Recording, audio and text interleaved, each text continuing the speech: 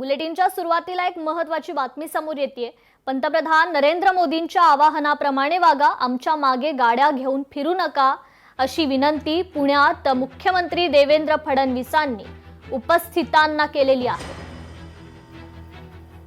तर या ठिकाणी पुण्यात फडणवीसांकडून उपस्थितांना विनंती करण्यात आलेली आहे। पंतप्रधान नरेंद्र मोदी यांनी जे बचतीचं आवाहन केलेलं आहे त्या आवाहनाप्रमाणे वागा, आमच्या मागे गाड्या घेऊन फिरू नका अशी विनंती करण्यात आली आहे।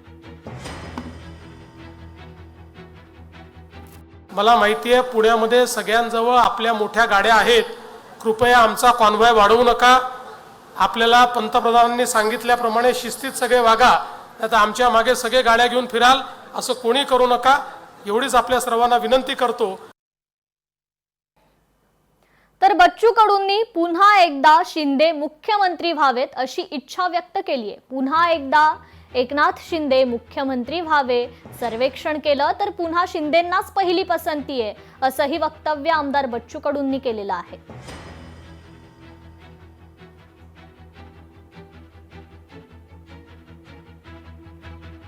तर एकनाथ शिंदे रात्री 2 वाजता सामान्यांसाठी दरवाजे उघडणारे नेते, त्यामुळे अशा ताकदीचा नेता राज्याचा मुख्यमंत्री व्हावा असं बच्चू कडू म्हणाले।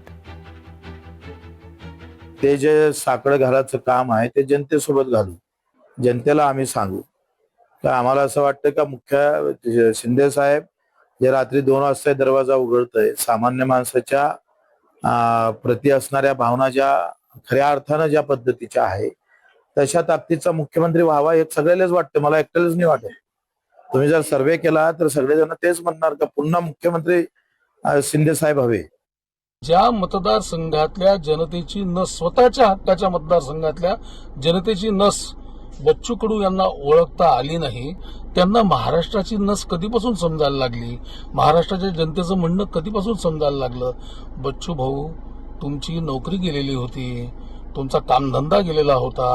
अरे आता ज्या मालकाने तुम्हाला नोकरी दिली त्या मालकाचं गुणगान तुम्ही करणारच आहे।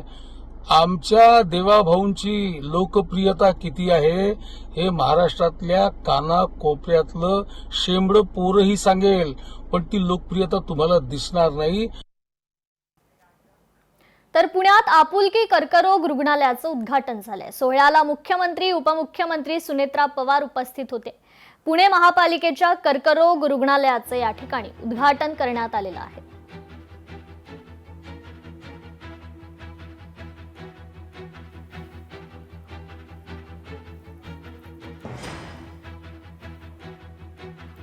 महाराष्ट्रामध्ये मोठी कॅन्सर ग्रीड आपण तयार करतो।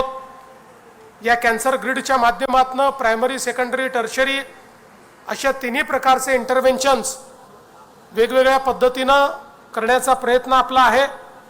आणि अशातच पुणे महानगरपालिका आणि आपुलकीच्या माध्यमातून सुरू झालेलं हे जे केंद्र आहे हे निश्चितपणे एक मैलाचा दगड ठरेल आणि या तत्वाने भविष्य काळामध्ये देखील आपल्याला अनेक अशा प्रकारचे हॉस्पिटल्स तयार करता येतील।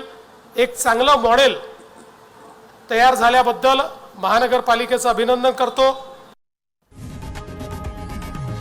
लोकशाही मराठी ऐका, पहा, जागरूक रहा।